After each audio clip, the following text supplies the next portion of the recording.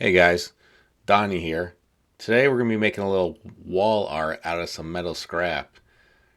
This angle iron actually came from an old bed I had laying around, and the rest of this wall art, which you'll see in a little bit later what it's going to look like, is made out of old skis, mountain bike parts, and metal that I had lying around. So here I'm just cutting up some rebar. I'll use this rebar to build some of this mountain scene I'm getting ready to work on.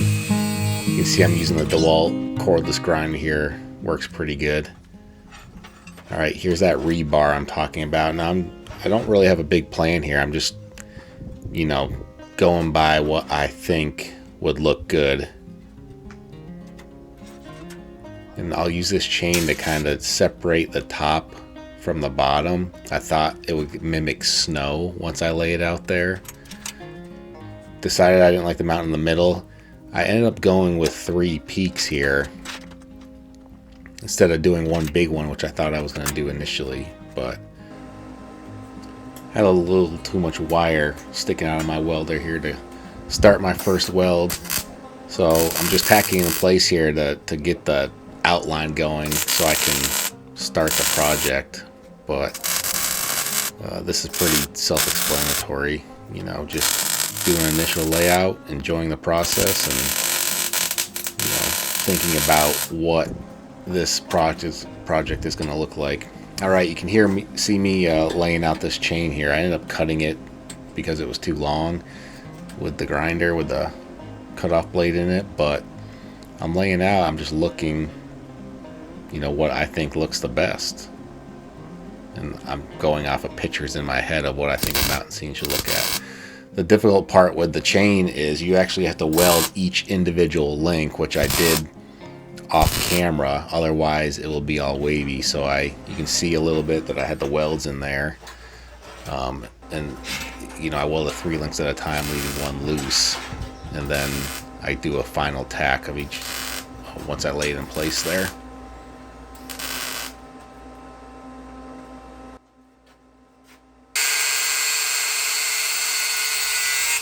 All right, that is not rebar. That's actually some old all thread I had laying around. And all thread is just like a long screw pretty much where you can put bolts on it. But I wanted to recycle some of the metal, and I used all thread for one mountain. I used rebar for the largest mountain, and the smallest mountain I used some smooth rod. So I just tacking those 3 mountains into place. And what I will end up doing next is I will start to fill the mountains with material. So each mountain will be filled with a different material. So make sure you keep an eye out for what I fill these mountains with, because it ends up becoming pretty interesting. Alright, you can see the initial look of the sculpture. The outline of the mountains. Alright, here is some of the fill material I'm going to use to fill up this largest mountain. Just a bunch of random bolts I've had through the years. I used to build Jeeps and a lot of off-road vehicles, and a lot of this material came from the process of building vehicles. So I just, same thing, just fill in the gaps, not really focusing too much on anything, but I want to make sure that I fill the mountain up as full as possible, so it kind of mimics what a mountain would look like with rocks and trees on it.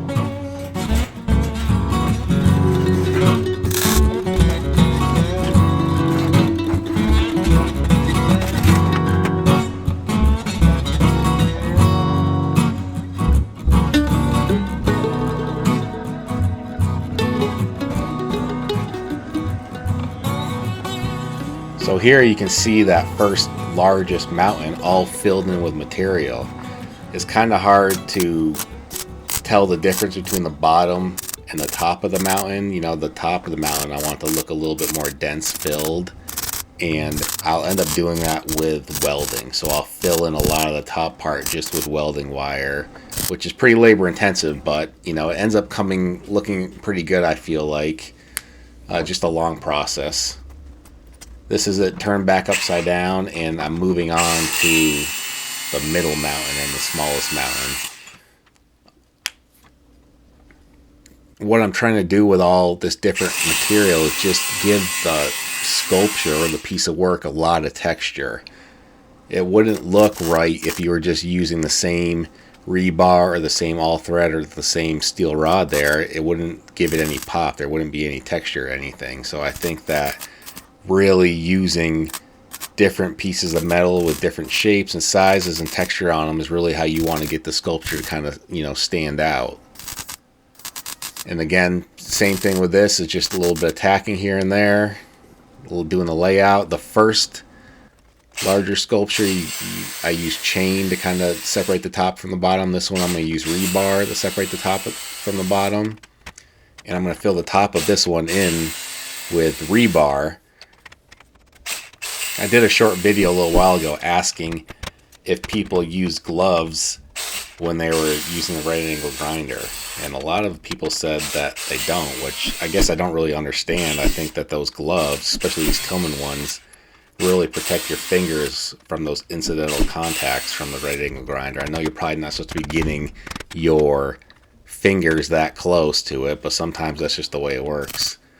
Alright, so I've laid in the top part of this smallest mountain. I filled it in with a bunch of rebar. It's going to give it some pretty cool texture that you'll see at the end of the work when it's a little bit closer finished. And then I'll end up filling in the bottom with something pretty neat here. Just stay tuned.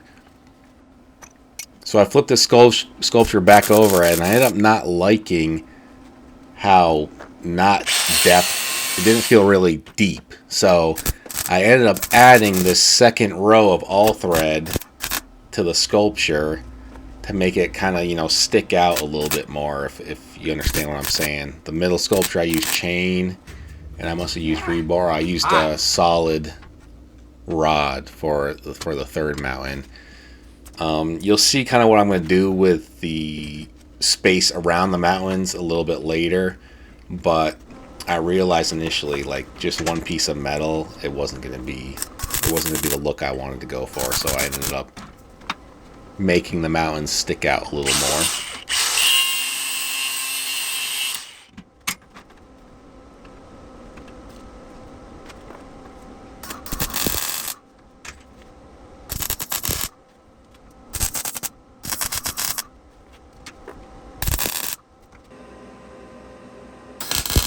Alright, now you can kind of see how I'm going to fill in at least this middle mountain. I'm going to use some bicycle parts.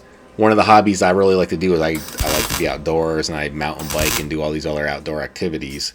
So the thing I go through a lot is disc brakes for mountain bike. So I use the disc brakes. You have some gears from a different mountain bike, and I'm going to back those up with some bright colored pieces of metal. And what I'm using are these worn out chop saw blades.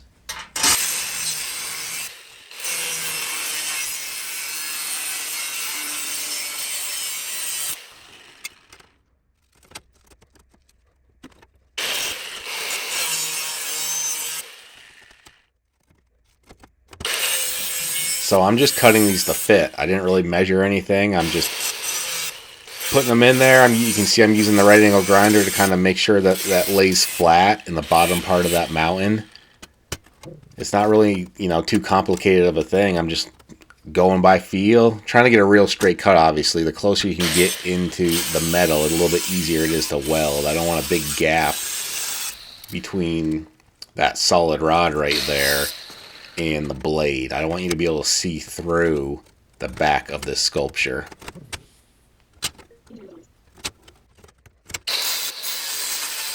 People often ask where I get all the material for my sculptures, and honestly, I get it from everywhere possible.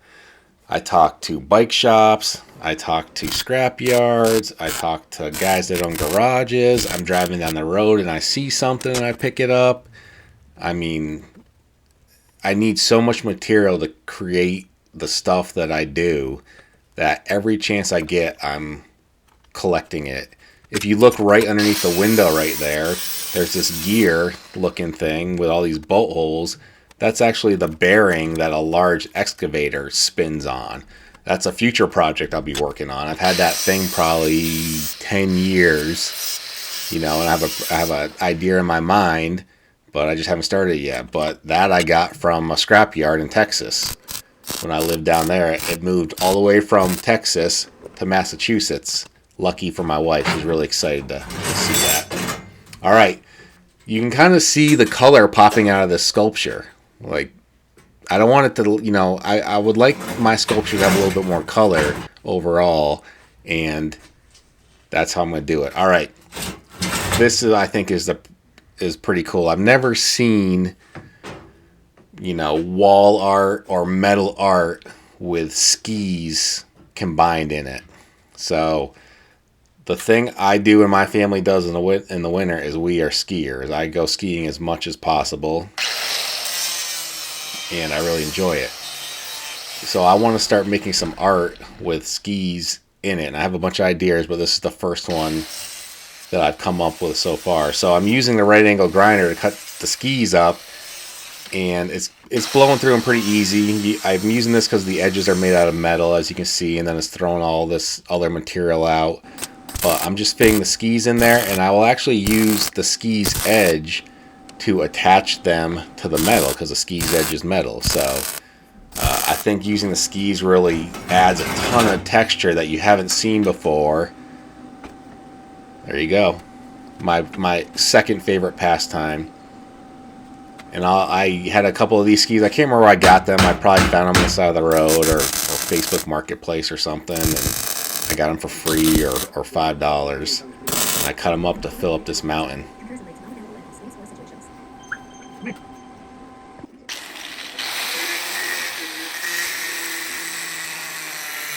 Alright, don't mind the hair here. Having a rough day, I guess. You can see by the window it's nighttime, and I probably wasn't feeling like working out in the garage and made myself come do it and didn't care what I was looking like. But alright, you can see I'm not just laying the skis straight, I kind of have them going different directions, right? That's just another way that I create texture for this piece of wall art.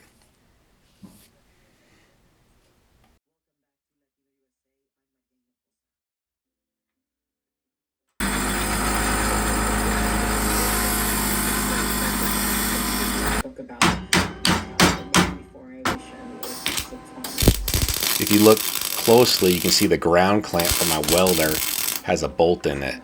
Now, sometimes I hook that ground clamp to the welding table, but this time I used a bolt in the ground clamp and stuck that in the welding table to make it was getting a little bit better connection for whatever reason. So here is the sculpture kind of all filled in. The mountains are all filled in. I'm looking over right now to see if there's any places I can see through, if I think it's going to be sturdy enough. And so far, I think that it's coming out fairly well. The next thing I'm going to do is fill in all the space around the sculpture. And I wasn't really sure what that was going to look like, because if you just filled it in with bolts and stuff, like, the mountain would blend into the background really easily. And I don't want to lose the mountain in the background. So what I decided to use is this flat plate that I had laying outside, and I would cut it all up, and there's a reason that I'm cutting it all up and kind of piecing it together like a puzzle, which you'll see later why I do that.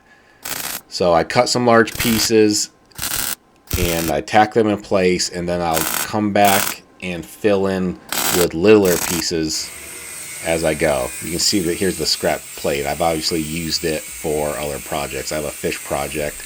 All those circles are there from when I did that fish project, which there's a video up on my YouTube channel about that. And you actually saw an old pair of skis laying there too. That is for another future project I have that will be coming up, so keep an eye out for that one.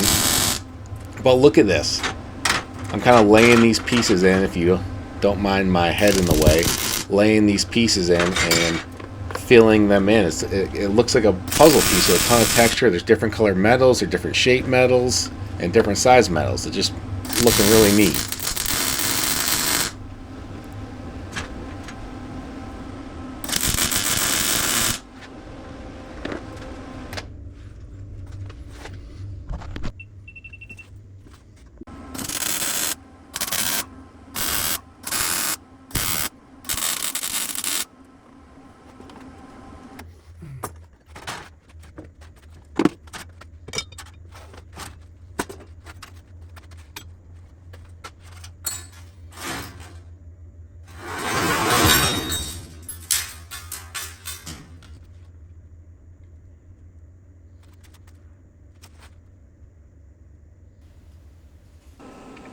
So I filled in the whole surrounding area of this wall sculpture, and I'm laying the final tacks here before we can see the final product.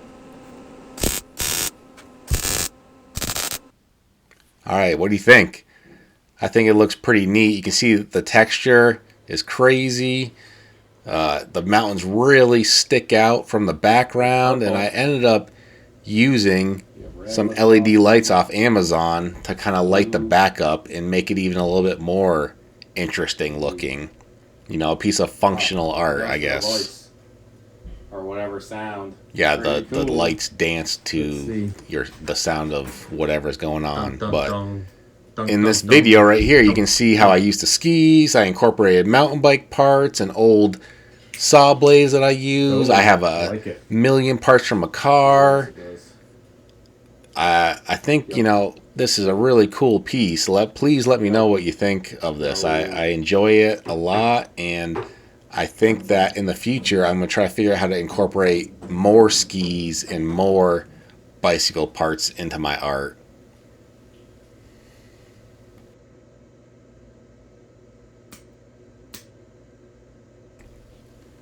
Oh, and if you're still watching up to this point and you enjoyed it, please like and subscribe. It really, really helps me out. Here's the final picture. What do you think? Oh, and here's the lights I use on Amazon in case you are so inclined to do the same thing yourself.